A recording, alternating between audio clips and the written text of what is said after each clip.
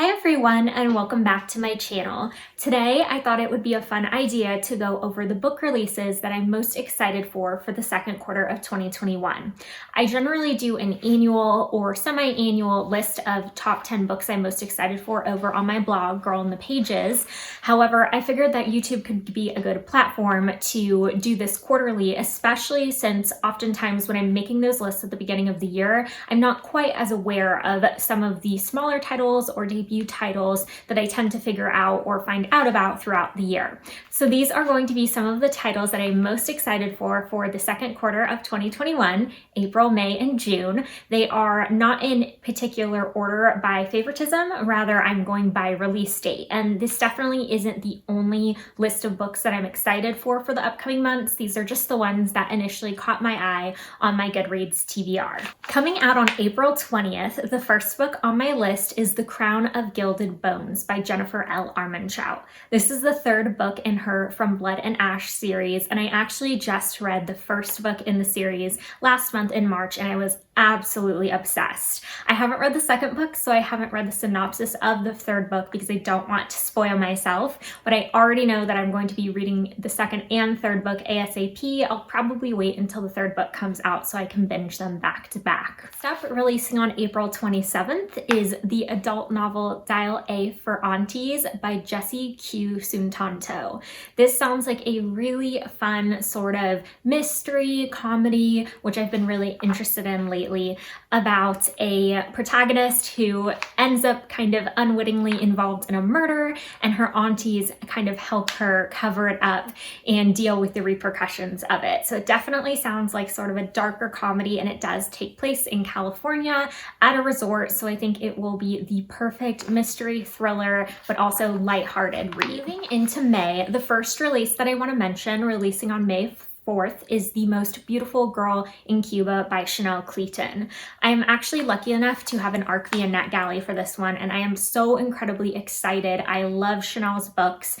She has written a series recently of historical fiction set in Cuba, so this is the fourth book in the series. It kicked off with Next Year in Havana, so you might have seen me review some of those on my blog or on other blogs since they have been fairly popular. They do usually cross over between historical fiction and romance, but I find her stories to all be very interesting, fast-paced, really well-researched. I've learned a lot through reading them, and I'm especially excited because I love how she keeps the common thread of the Perez family and the women in that family throughout this historical fiction companion series. So you definitely don't have to read the books in order, but I like that she does have this common familial relationship that tracks through all of them, so that if you do read the entire series, you can pick up on some of the nuances and characters who might have been a protagonist in a prior book who are mentioned in passing in the future books. So this one I'm really excited for. Historical fiction is often a genre that I forget how much I love until I actually pick up a book, and a lot of my reads this year have already been historical fiction as well. So this is one that I'm pretty confident going into that I'm going to love. Releasing on May 4th is another historical fiction novel, this one YA, that I'm very excited about, called Luck of the Titanic by Stacey Lee. Stacey is also another author who writes excellent historical fiction, and I'm really excited about this novel that follows a British-Chinese 17-year-old protagonist who sneaks upon the Titanic, and of course, as we all know, things don't go according to plan, and she has to deal with the repercussions of trying to survive the ship sinking, as well as her own quest to find her brother, which is what led her to board the Titanic in the first place. I will admit I'm always very fascinated with Titanic-related stories and the history behind the cruise liner. Actually, a few years ago, when my husband and I were in Vegas, we did the I don't want to say it was a museum, but it was more of a pop-up experience of the Titanic that they had at the Luxor Hotel that went really in depth, and you were assigned a character and you went through the entire history of the Titanic and that night. And it was a really, really cool and informative and educational installation. However, I will admit I've never actually seen the 1990s movie just because I really don't like watching ships sinking in movies. I can read about it, but somehow watching it in movies is usually a little too depressing for me. However, I think that it's the backdrop of a lot of really interesting stories, and lately in a lot of on May 11th is The People We Meet on Vacation by Emily Henry. Now, I really enjoyed her recent romance book called Beach Read that came out last year, so I'm excited to get to this one. And this one follows two main characters, Poppy and Alex, who became really good friends in college and every year took a 1-week vacation together where they got to reunite since they don't currently live in the same city. However, they had a falling out 2 years ago and haven't spoken since, and this story follows Poppy setting up one last vacation for them to come together and try to reconcile. So definitely feel like it's probably going to be a romantic comedy, maybe a little bit on the, I don't want to say darker, but maybe on the more profound or more intense side, as I did find Beach Read to have some heavier undercurrents to it. However, really excited for it. I've really been enjoying reading a lot more adult fiction lately, and I really enjoyed Emily Henry's writing style. Releasing on May 18th is The Soulmate Equation by Christina Lauren. I absolutely love Christina Lauren's books. I started reading them, I want to say back in 2017 or 2018, and promptly read pretty much all of their newer rom-com releases. I'm really excited about this one in particular because it does seem a little bit different for them. The protagonist is actually a single mom, which I thought was a really cool sort of different twist on what their normal protagonists look like in their romantic comedy novels. And she's also a woman in STEM. The synopsis says she is a data and statistics wizard, so I thought that was really, really great. And the love interest is going to be a doctor who actually works for a company that does DNA testing, probably similar to the Ancestry.com or 23andMe type testing that we can do today. I have actually done the Ancestry.com one and it was super fascinating.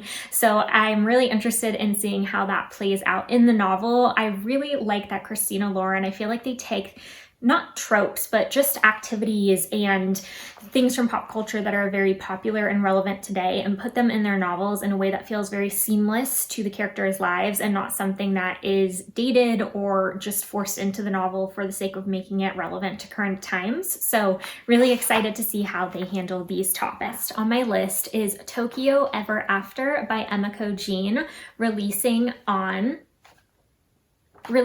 May 18th. Now, this book is also a YA novel, and it follows teenage protagonist Izzy, who is living in a mostly white Northern California town, and being Japanese, she's always felt like she doesn't 100% fit in. However, she finds out that her estranged father, who she's never met, is actually the crown prince of Japan. And upon finding that out, is whisked away to Japan and kind of goes through a whirlwind of finding out what it means to actually be royal. I am the hugest Meg Cabot fan of her Princess Diary series, and I am a total and complete sucker for anything that has to do with finding out you are royal and you didn't know it, or finding out the person you're dating is royal and you didn't know it. I just love that trope.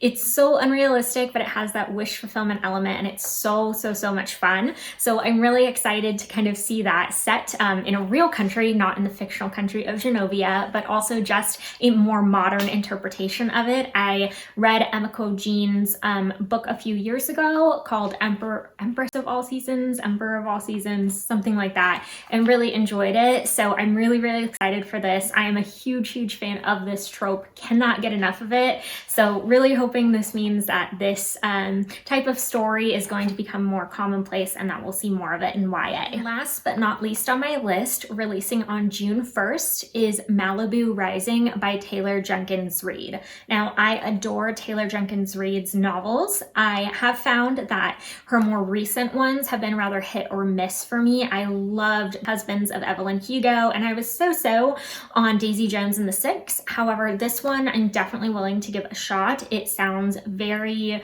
dark and mysterious, and it follows a group of siblings who are the children of a very well-known fictional singer in the 80s, and they have a giant house party where a bunch of secrets and situations kind of of come to a head. And this is supposed to be set in the early 80s. So the next morning, the house is up in flames and no one really knows who did it. And I believe it's going to backtrack throughout the night to follow the different siblings and what happened to each one that evening before the mystery is unveiled of how the house came to be set on fire. So I think that this will be very, very well done by Taylor Jenkins Reid. I think it's going to combine some of the mystery elements of The Seven Husbands of Evelyn Hugo and also add in obviously the historical fiction element as well as the kind of music industry scene that was present in Daisy Jones and the Six. So I'm really excited to give it a shot. I will say I am not the biggest fan of books or movies or really any type of media that's set all across just one day or one evening. However, I'm definitely willing to give it a shot because I love Taylor's writing. Those are the 8 books that I am most excited to be released in the second quarter of 2021. I'm definitely hoping to get around to every single one and prioritize them on my TBR. I'm lucky enough to have arcs of a few of these, so I'll definitely be getting to those soon and reviewing them both on my blog and probably here on my YouTube channel as well. But I would really love in the comments to hear what you're interested in for April, May, and June of this year. As you can see, some of my months are a little bit more stacked than others with books and new releases that I'm excited for. But I hope you guys enjoyed this video. If you did, I hope you'll consider giving it a like and perhaps subscribing, as I would love to chat books with you. So thanks so much for watching, and I'll see you in my next video. Bye.